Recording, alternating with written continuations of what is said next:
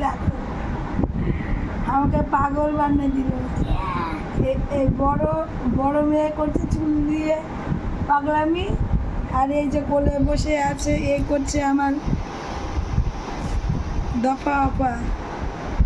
আমি পুরো ফিনিশ, আমাকে পুরো পাগল বানিয়ে দিল। আমি কবে সত্যি পাগল হয়ে যাবে এদের দুজনের জন্য। ও দেখো আমার চুলগুলো শ্যাম্পু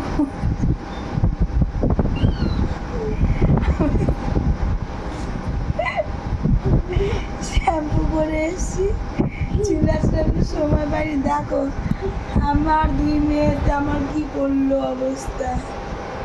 ও মাই গড, একজন হাতে